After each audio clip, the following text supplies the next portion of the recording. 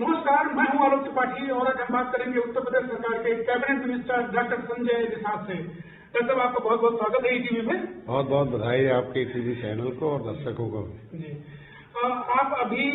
विदेश से लौटे हैं उत्तर प्रदेश में निवेश को आकर्षित करने के लिए तमाम देशों यात्रा करके, तो जरा अपनी यात्रा के विषय में हमें बताइए।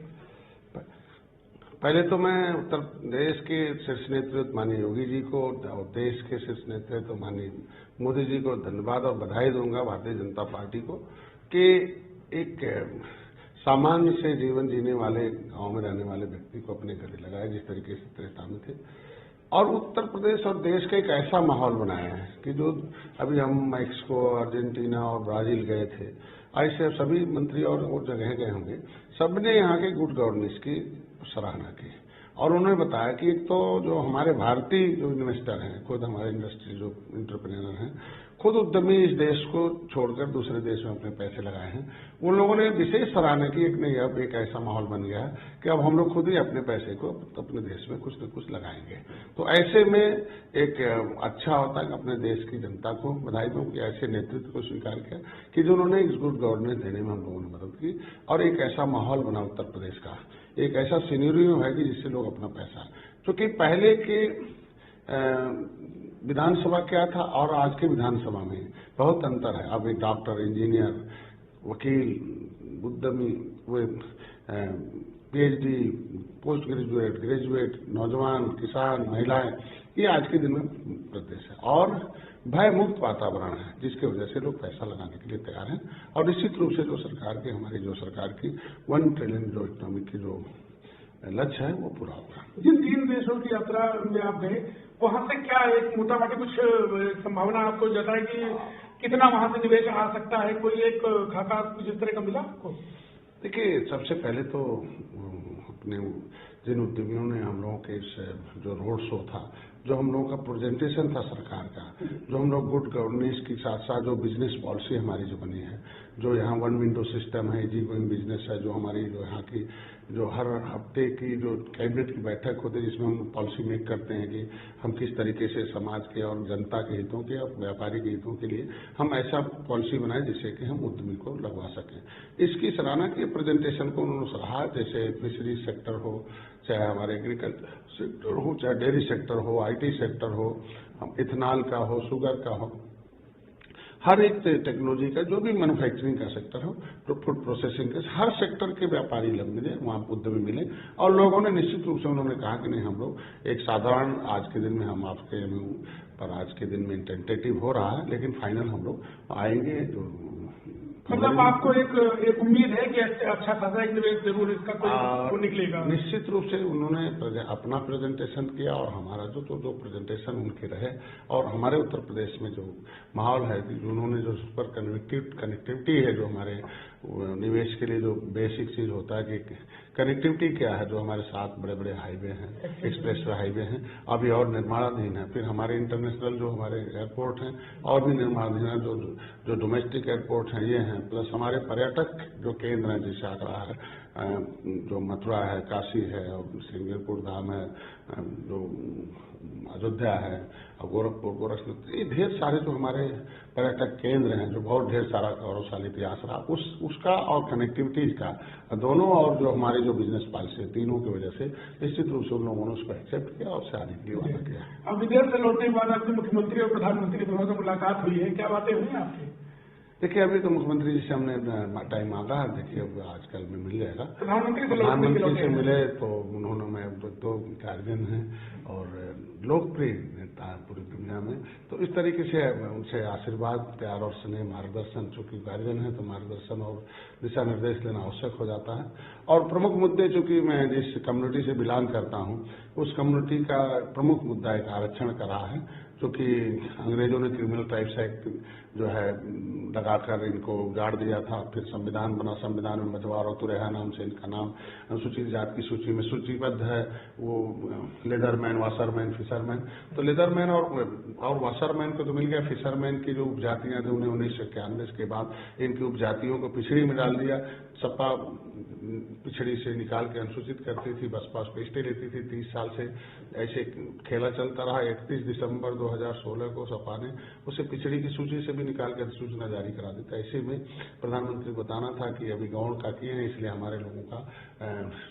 मर गया कि जल्दी होना चाहिए, क्योंकि प्रधानमंत्री ने जो प्रधानमंत्री मत्स्य संपदा योजना एक लागू की है मछुआरों के हितों के लिए, तो उसमें 20,000 करोड़ रुपया उन्होंने पूरे देश के मछुआरों को दिया। तो पूरे देश में मछुआरे अनुसूचित जाति की सूची में हैं, तो इसके वजह से SC को और महिला को 60% है, सामान्य को 40 है। लेकिन उत्तर प्रदेश में न रहने की वजह से इनको जो प्रधानमंत्री मत्स्य संपदा योजना उसको देने में थोड़ी इनको मतलब दिक्कत आ रही है, तो इसलिए जल्दी हो जाए तो उनकी मंशा। प्रधानमंत्री मैंने उनसे बताया कि 20 दिसंबर 2021 को माननीय मुख्यमंत्री जी ने इसको एक्सेप्ट किया था और RGI से दिशा निर्देश मांगा था कि डॉक्टर संजय का कहता कि एविडेंस की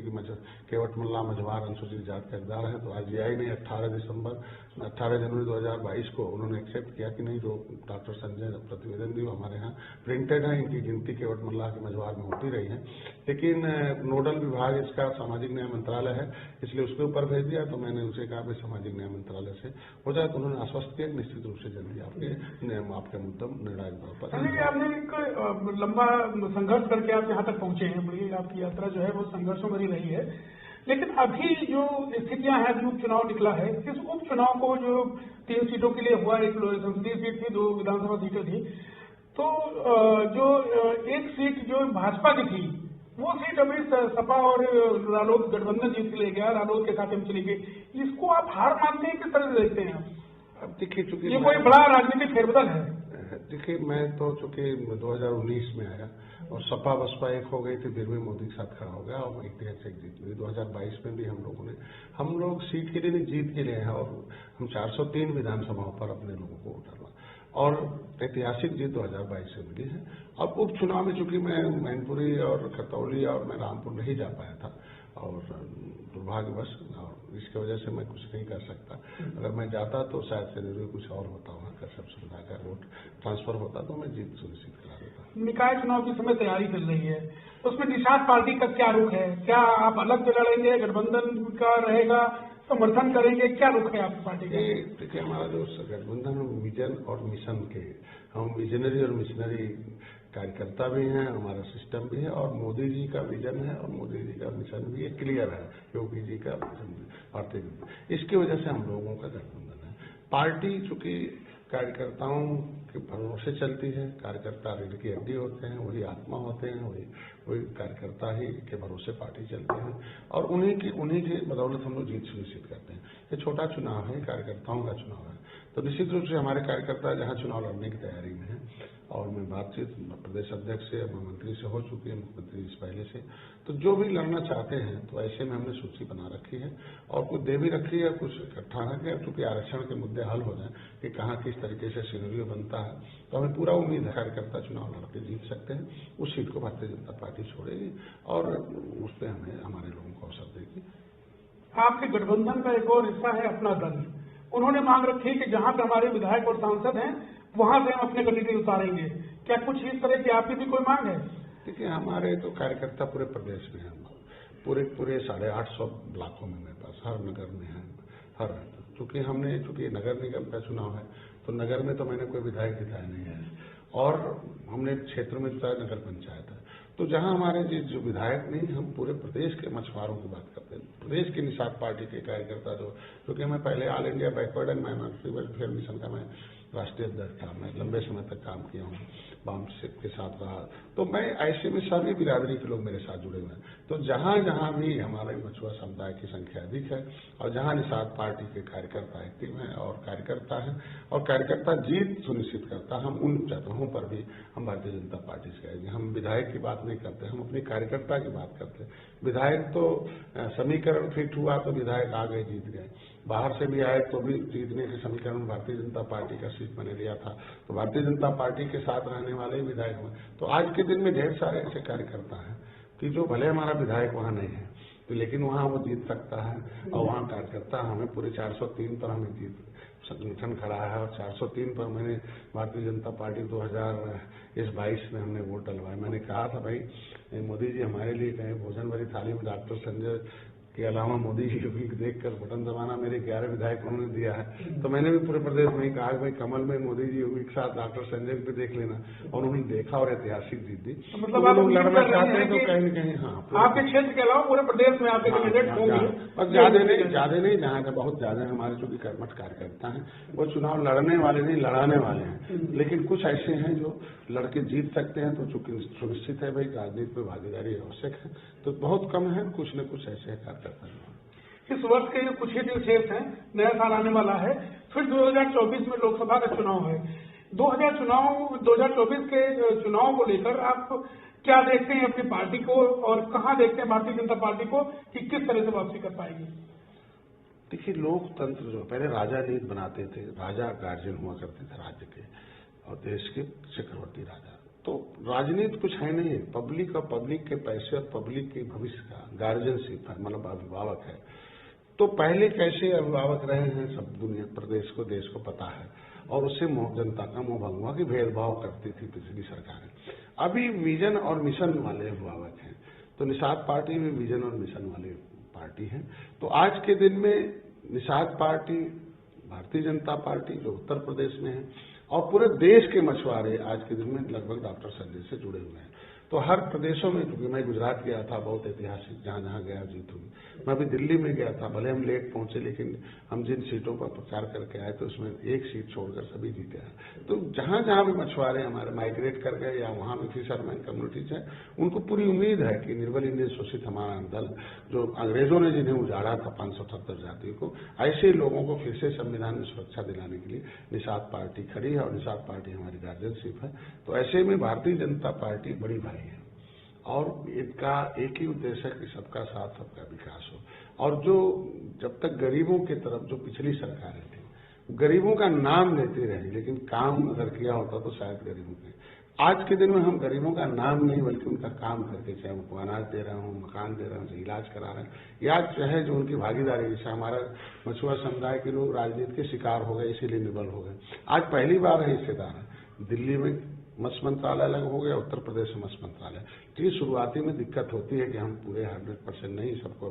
अभी शुरुआत हो गई है। पहली बार अनुदान मिला है, पहली बार इनके लिए मछुआ दुर्घटना बीमा, पहली बार निषाद राज बोट योजना ने, पहली बार है मछुआ कल्याण कोष की स्थापना हुई है कि इनके बच्चों को पढ़ाएंगे लिखाएंगे, इन्हें भी IAS PCS डीएम कलेक्टर बनाएंगे, इनको भी इलाज कराएंगे, इनके भी सेवा के लिए मछुआ कल्याण कोष की स्थापना हुई है। निषाद राज बोट योजना, मुख्यमंत्री तो ये ढेर सारे आज के दिन में योजनाओं के माध्यम से इनके गरीबों तक पहुंचने का एक माध्यम बना हुआ। संजय जी, आपका विभाग भी, आप चूंकि इसी विभाग के कैबिनेट मंत्री हैं, मत्स्य विभाग के, लेकिन जो अभी देखने को आ रहा, प्रदेश भर की जो मंडियां हैं वहां पे प्रतिबंधित मछलियां बहुत बिक रही हैं। जो भारतीय जो प्रजातियां हैं मछलियों की, उनको नष्ट करती जा रही है, चाइनीज मांगुर की भरमार है। और कहीं भी लखनऊ की मंडियों में भी आप देख लीजिए कि तमाम प्रतिबंधित जात की जो प्रजातियों की मछलियां हैं तो वो ही पाई जाती है। तो इसको रोकने के लिए कोई अभी तक कोई सार्थक कदम नहीं उठा पाए। देखिए, सार्थक कदम है, हमारे विभाग के लोग जहाँ जहाँ पकड़े जाते हैं उनके खिलाफ, जब से मैं आया हूँ उसकी संख्या बहुत कम हुई है। अगर जहाँ भी तुरंत सूचना मिलती है वहाँ हमारे विभाग के इंस्पेक्टर जाते हैं, उनके खिलाफ कार्रवाई करते हैं। लेकिन पिछले जो सरकारें रही हैं उनकी उदासीनता, उनकी गलत नीतियों के चलते जो मत्स्य क्षेत्र में जो माफिया आ गए थे, जो हमारे बिरादरी के इस पेशे पर कब्जा कर लिए थे, अब उन्हें छुड़ाने में हमें बहुत ढेर सारी कामयाबी मिली है। अब हमारे बिरादरी के लोग कम से नदियों में, हमारे बिरादरी के लोग, क्योंकि तमाम ऐसी पॉलिसी बना रखा था कि कोई भी मछली मारे हुए मछुआरा है, ऐसा हो गया था। लेकिन राजस्व संहिता 2016 का था, केवट मल्ला बिंद कश्यप कहाँ देवर रखवार मछुआरा। तो चूंकि अंग्रेजों ने तो किया ही था कि पट्टा नीति बनाई हो, लेकिन अब हमारे विभाग के लोग धीरे धीरे, हमारे लोग अब ज्ञानवान हो रहे हैं, अब अनुदान है, अब हम उन्हें धीरे धीरे टेंट कर रहे हैं, और हम इनके लिए जो समितियां हैं उसको स्थापित कर रहे हैं, और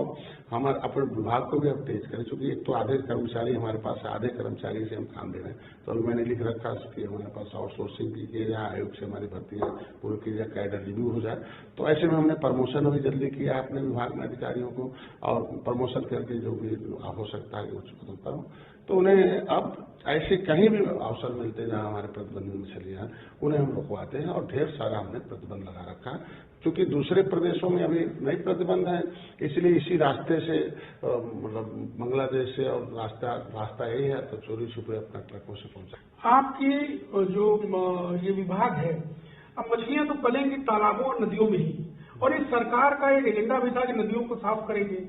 तालाब सिकुड़ते जा रहे हैं क्योंकि गांव में कच्चे मकान नहीं बनते, मिट्टियां नहीं निकलती, तालाबों में इंक्रोचमेंट बहुत ज्यादा है। दूसरी बात, नदियों की जो सफाई का दावा था वो बनारस तक में नदी गंगा साफ नहीं हो पाई है। यहाँ पे गोमती आप देख रहे हैं कि खत्म हो गई, जिसको यहाँ पे टेम्स नदी बनाने का कोशिश हुई थी सपा सरकार में। तो आपका कोई एजेंडा, आपके एजेंडे में कुछ ऐसा है कि नदियों और तालाबों को लेकर भी आप कोई आंदोलन करें, या इसके लिए सरकार में कोई विषय उठाएं कि नदियों को फिर से पुनर्जीवित किया जाए और तालाबों का भी जीर्णोद्धार हो? मैं धन्यवाद दूंगा प्रधानमंत्री जी को कि अपनी जुबान से प्रचार करते हैं। प्रधानमंत्री मत्स्य प्रधान अपनी जुबान से इस अमृत सरोवर की बात करते हैं, अपनी जुबान से कहते हैं कि नहीं, अमृत सरोवर में मछली पालन हो और मछुआरों को इसमें प्राथमिकता दी जाए। तो आज के दिन में हमारा NFDB, national fishery development board है, उसने एक योजना बनाई कि जो जल और जल जीव का जो डिस्टर्बेंस है उसे पूरा किया जाए। इससे पहले दोहन हुआ, केवल मछलियों को मारते रहे, कभी उस पर डालते नहीं रहे। हमारा प्रोग्राम बना कि रिवर रेंचिंग की जाए और जो नदी, जिस नदी की मछली उसी के ब्रूडर को निकाला जाए और उससे जो है उसके बच्चे को बाहर रेयरिंग यूनिट में बढ़ाकर, बड़ा फिंगरलिंग बनाकर, बड़ा मछली बनाकर उसे नदी में डाला जाए, जिससे वो जल्दी बढ़ जाए। इसके लिए करोड़ों करोड़ों मछलियां हम लोगों ने अभी नदियों में प्रभावित किया, उसे रिवर रेंचिंग का एक प्रोग्राम बनाया। लगभग सारी जो बड़ी नदियां थी उसे हम लोगों ने 100 दिन का प्रोग्राम बनाया, फिर 3 महीने का, फिर 6 महीने का, फिर अभी हम लोग रिवर रेंचिंग का प्रोग्राम। तो इससे क्या है, नदियों का जो प्रदूषण है वो हमारी मछलियों के माध्यम से, वो जो जल और जीव का जो बैलेंस है, जैसे वो आपके पास सही है, लेकिन जो नाले गिर रहे हैं, इसको ये विषय पे तो निश्चित रूप से उसके लिए मैं पत्र लिख चुका हूं कि जिस नाले को मछलियों को है उसे फिल्टर करके गिराया जाए और जितने भी प्रदूषण है उसे रोका जाए और नदियों में प्रदूषण नहीं तो फिल्टर पानी गिराया जाए और जिसकी वजह से काम किया। दूसरा जो आप पोखरे को सिकुड़ते हुए बताया आपने, उसके लिए प्रधानमंत्री को धन्यवाद दूंगा कि उन्होंने अमृत सरोवर पोखरे खोदने के लिए उन्होंने एक पैसे रिलीज कर रखे हैं और हम लोगों ने टारगेट करके अमृत सरोवर के रूप में चिन्हित भी किए। अभी और भी पोखरे, मतलब उनका कहना है कि जब जल और जब ताल, पोखरे, नाले जिंदा थे तो ये मछुआ समुदाय जिंदा था और हरा भरा था, तब हरे भरे थे। अब सूख गया तो ये संसाधन भी सूख गए हैं, तो इसको फिर से हरा भरा किया जाए। इसलिए खोदने के लिए उन्होंने जो हमारा जो ग्राम विकास क्षेत्र है उसके माध्यम से खुद रहा है और निश्चित रूप से अब उनका साधन संसाधन हाई टेक से हम लोग जो अभी जो सोलर पंप है उसके माध्यम से उनको उपलब्ध कराया जा रहा है और उससे पोखरे में पानी भरेंगे और धीरे धीरे अभी नई टेक्नोलॉजी से हम लोग पोखरे के साथ साथ हम RAS सिस्टम, हमारा रिसर्कुलेटरी एक्वा सिस्टम जो हमारा बायोफ्लेक्स सिस्टम है कि कम दूरी में भी अब मछली हम जल्दी प्रोडक्ट कर सकते हैं। हम केज, बड़े बड़े जलाशय जो थे उसमें हम मछली मारने में हमारे टाइम लगते थे, उसमें जलाशय में हम प्लास्टिक का डाल के उसे हम हाई टेक्नोलॉजी डेवलप करा रहे हैं। तो ये एक तरीके से फूड फिश रेयरिंग यूनिट है, मतलब हम बच्चे पैदा करने के लिए, फिर हम दाना बनाने के लिए, फिर उनका डेवलपमेंट करने के लिए, फिर उनके मार्केटिंग के लिए, फिर प्रोसेस, ये सारे यूनिट पर हम लोग काम कर रहे हैं कि हम लोग हाईटेक के आधुनिकीकरण किया जाए। जो परंपरागत सिस्टम है उसे हम लोग आगे करके हम आधुनिकीकरण हाईटेक करें और हाईटेक कराकर इस विभाग को उत्तम विभाग बनाया जाए। हमसे बात करने के लिए बहुत बहुत धन्यवाद। ये थे डॉक्टर संजय निषाद, जिन्होंने बहुत सारे विषयों पर हमसे बात की, अपनी विशेष विदेश यात्रा के विषय में हमें बताया। कैमरामैन विजय के साथ मैं आलोक त्रिपाठी, ETV भारत, लखनऊ।